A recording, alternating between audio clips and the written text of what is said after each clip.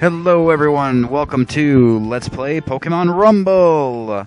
You must be wondering, if you've caught on to my recording style, hey, how is he introducing this section of the video? And here I thought he was doing all this live recording so he could get lots of footage all in one shot. Well, you see kitties, I have been, and what happened was, amusingly, of course we have to have both situations where one, I was recording the sound and not the visuals, right? Well, I was recording the visuals and not the sound this time.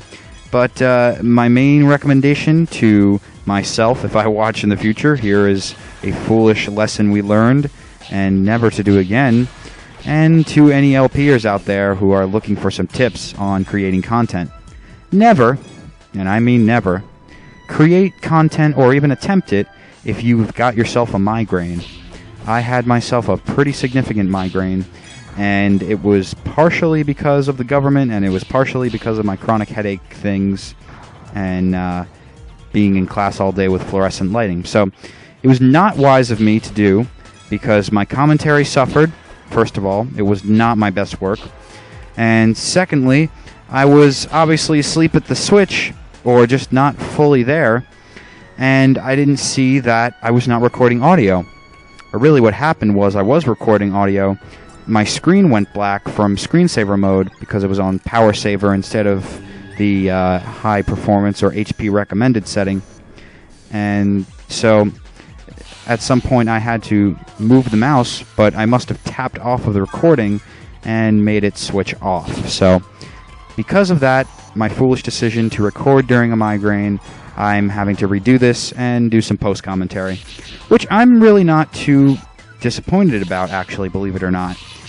Yes, I want to get this game done as quickly as possible because I've, quite frankly, had enough of this spammy action, but with that said, I don't want to deliver you guys a subpar commentary experience because this game is, because of all the wonderful things I do, I mean, since this game is so mundane and so monotonous to watch, I want to provide something listening worthy for you guys to hear to as I play along. It really is irrelevant what goes on the screen as I talk because you get the picture by now. It's the same spammy action, don't get hit by moves. If you want to just speed through a level, you can do that. Just dodge the maneuvers that are being shot your way, and you should be fine. I've done that on some of the past episodes that I repeated the video. I had to repeat the video for you guys. But it's nice with post-commentary. It's just a matter of having to find a different discussion topic.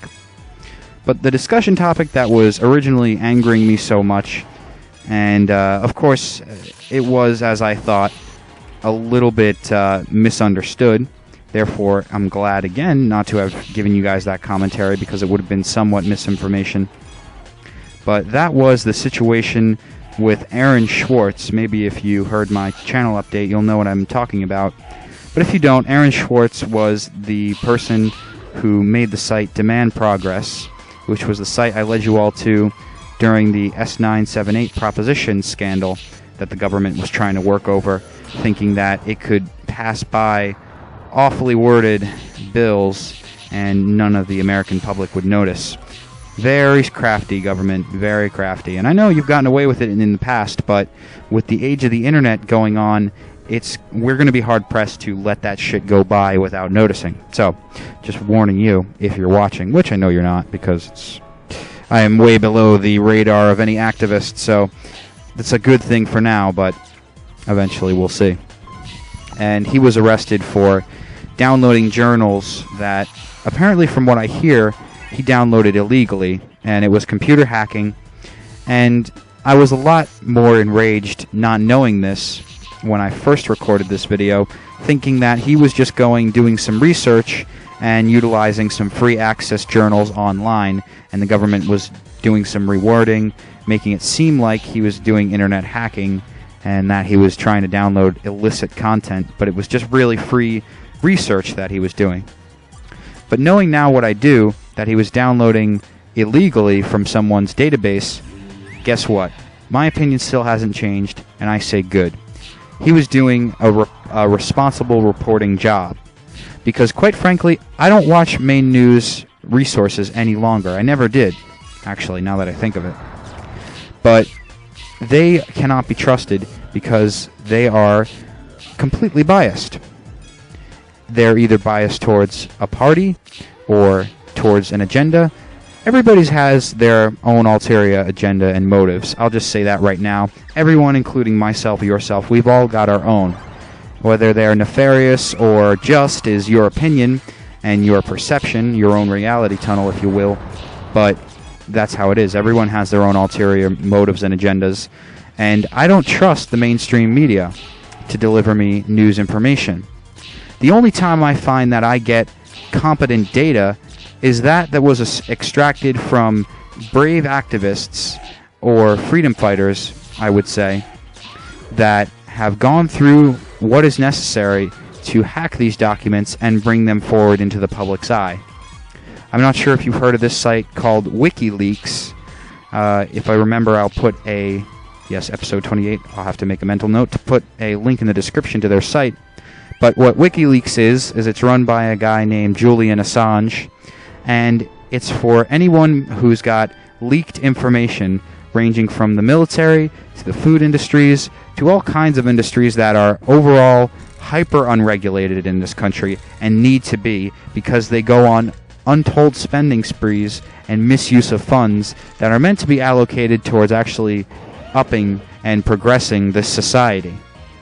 Not towards filling some rich fat cat's bank account. That's not what they're meant for.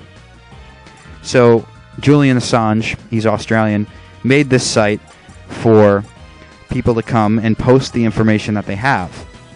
And there's been many leaks that have landed him in the hoosegow, I would say have landed him, have wanted to make him in the jail, because, I'm not saying this correctly, he's in jail, just in case you're wondering. But the reason he's in jail is not what you're thinking, going against many governments and leaking information. You'd think, oh, internet terrorism, he's in for that. But I believe what he was in for was something ridiculous, like his condom breaking when having sex with a woman and then not saying something, or I don't know. His arrests, the logistics of it, I'm not sure of, and I'm not even going to pretend that I have any knowledge of it to misinform you guys. But what his site does is magnificent in bringing actual information that's otherwise hidden from us from our government, that we wouldn't know, and that truly matters to us. There are things that the government does not want us to know, like the ruthlessness of war and the true progression of the situation in the Middle East.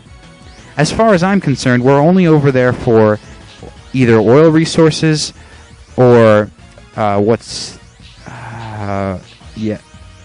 no, it's not that plant. I'm trying to think what the... There's an illegal substance over there that the government's got its hand in. Oh, heroin, that's what it was. I kept wanting to think hemp, but I was like, no, it's not hemp. That's what America is against, but it's heroin. Afghani heroin. Most of the world's heroin is produced in the Middle East. And you want to tell me that the U.S. doesn't have any sort of hand in that, when it's already been proven by documents of planes bringing it over into the U.S. that the American CIA is the number one producer and distributor, not producer, but distributor of cocaine in this country. And that's why the drug wars in South America are so prevalent. We keep that bolstered, because that's the USA way.